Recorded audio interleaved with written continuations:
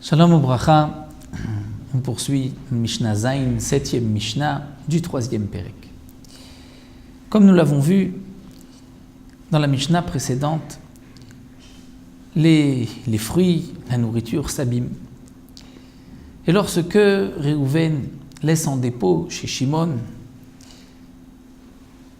de la récolte, prenons le cas du blé qui est le premier cas mentionné dans la Mishnah, et que ce blé reste longtemps chez Shimon, il est évident que même s'il lui a laissé 1 tonne de blé, il retrouvera un peu moins qu'1 tonne. Pourquoi ? Parce qu'une partie, avec le temps, pourrit, et aussi à l'époque de la Gemara, ça dépend des endroits bien sûr, il y avait des rats, des souris qui mangeaient aussi la récolte.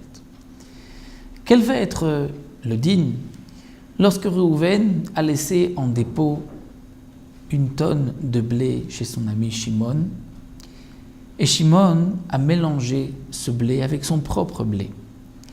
Au bout d'1 an, Shimon vient rendre le blé à Réhouven, aucun problème, il va mesurer, peser 1 tonne.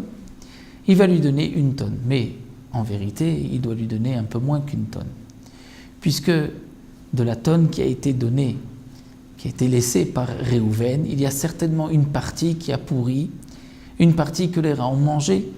Donc combien Shimon va enlever de la récolte à Réhouven? Si encore il n'avait pas mélangé cette récolte avec la sienne, il aurait pu lui dire « Voici la récolte que tu m'as confiée, elle est dans ce coin-là, tu la reprends telle qu'elle est. » Mais puisqu'elle a été mélangée, Réhouven réclame 1 tonne, il lui a laissé 1 tonne. Shimon pourra lui dire « Je t'enlève un petit peu. » Combien pourra-t-il lui enlever? C'est ce que la Mishnah va nous enseigner.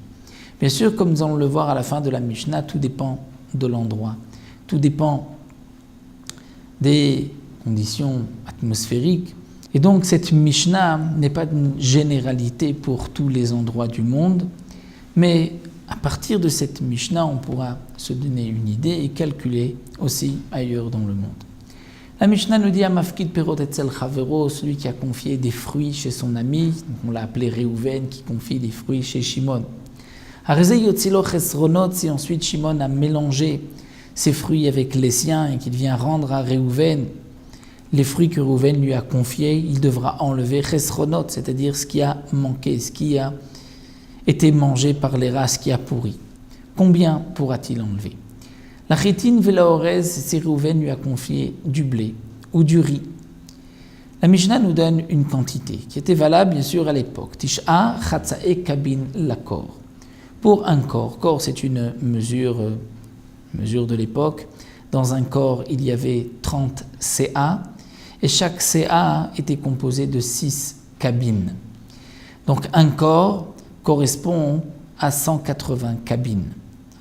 Il devra enlever pour un corps qui a été confié, Tish'a chatzae kabin, c'est-à-dire 9 demi-cabines, 4 cabines et demi. Pour un corps, c'est-à-dire sur 180 cabines, il va enlever 4 cabines et demi.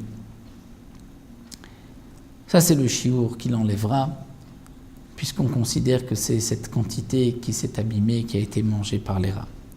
La séorine veladochan. Si c'est de l'orge ou du mil que Réhouven a confié à Shimon, là il enlèvera un peu plus, Tish'a cabine les corps, 9 cabines, non pas 9 demi-cabines, 9 cabines pour un corps, puisque pour l'orge et le mil, il y a plus de pertes. La kousmine, si c'est de l'épeautre, ou le zérapishtan, ou des grains de lin. Shalosh se'in l'accord, pour un cours de 180 cabines, mais de 30 CA, il enlèvera 3 se'in, 10% de ce que Réhouven avait confié à Shimon. Akol lefi amida, tout dépend de la mesure, tout dépend s'il lui a confié un corps. Si c'est 2, 3, 4, on multipliera par le nombre de corps la quantité qui est marquée ici. Akol lefi azman, tout dépendra aussi du temps. Ces mesures ont été données pour 1 année. C'est-à-dire si Réhouven a confié pendant 1 an du blé, au bout d'1 an, on enlèvera 4 cabines et demi pour un corps. Donc tout dépend de la mesure, tout dépend du temps. Si c'est 2 années, 3 années, donc on multipliera aussi par 2 ou par 3. Ça, c'est ce que pense Tanakama, les Chachamim. Mais Rabbi Yochanan ben Nouri soulève une question. Dit Rabbi Yochanan ben Nouri, Vechima erpat laem l'achbarim.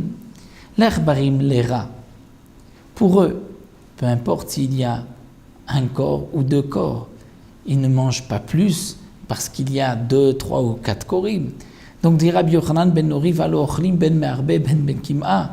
Ils mangent qu'il y ait beaucoup ou qu'il y ait peu, ils mangent la même chose.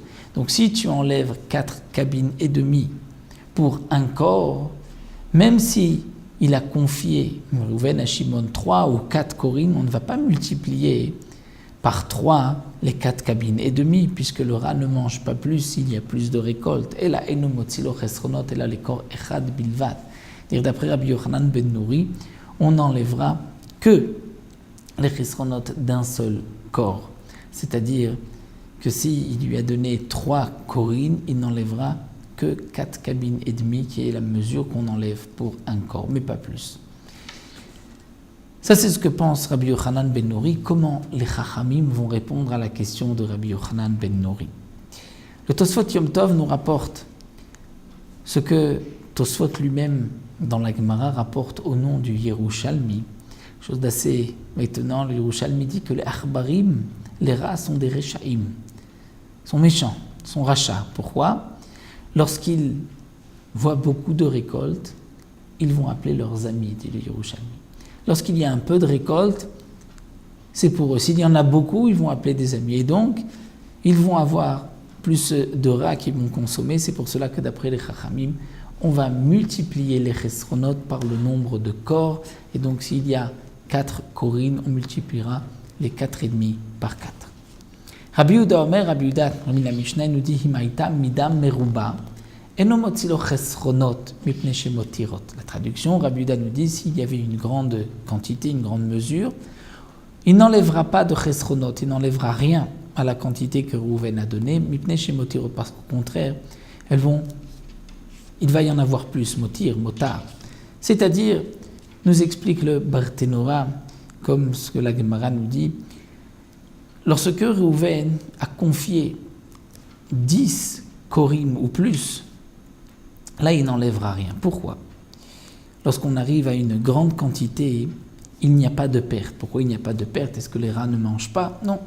Mais pnechen motirot, c'est que lorsque on confie, c'est lorsque Rouven a pris tout son blé, a eu la récolte de son blé, le blé était sec. Il était sec à cette période-là où il a confié, c'est-à-dire à la période où on coupe le blé, pendant l'été, il était sec. Donc lorsqu'il a confié 10 korines, donc cette mesure de 10 corps qui est toujours un volume, des mesures de l'époque c'était des volumes, lorsqu'il a confié c'était du blé qui était sec. En hiver, le blé va grossir, va gonfler. Et donc même si les rats vont manger, malgré tout lorsqu'il va lui rendre le volume qu'il a reçu, il ne lui rendra pas autant de grains de blé. Si on comptait les grains de blé, il lui rend bien sûr moins de grains de blé, puisque le blé a gonflé. Donc si on calcule, dit Rabbi Yehuda, ce que les rats ont mangé, c'est vrai qu'il doit enlever une petite partie. Donc il ne lui rendra pas autant de grains de blé qu'il a reçus. Mais malgré tout, il n'a pas besoin de lui rendre, de compter et d'enlever ce que les rats ont mangé. Lorsqu'il lui rend le blé qui a gonflé, il lui rendra la même quantité que s'il avait eu à enlever les chesronot. Donc d'après Rabbi Yehuda, il n'est pas nécessaire d'enlever lorsqu'il y a une grande quantité, puisque de toutes les manières le blé a gonflé et il ne lui rendra pas tout ce qu'il a reçu, un peu moins, ça correspond à ce que les rats vont manger. Donc le Barthénora termine en disant que donc ce shiur, ce qui est marqué dans la Mishnah, n'est valable qu'en Eretz Israël et à l'époque des Tanaïm, mais dans d'autres pays, de nos jours, il faut effectivement calculer quelle est la partie, quelle est la quantité qui se perd, qui s'abîme, et en fonction de cela, Shimon rendra à Reuven ce que Reuven lui a confié. Aussi pour cette Mishnah Zayin, on poursuivra dans la Mishnah Chet la même soubia, le même sujet, mais concernant les liquides, le vin et l'huile que nous verrons dans la Mishnah la prochaine fois.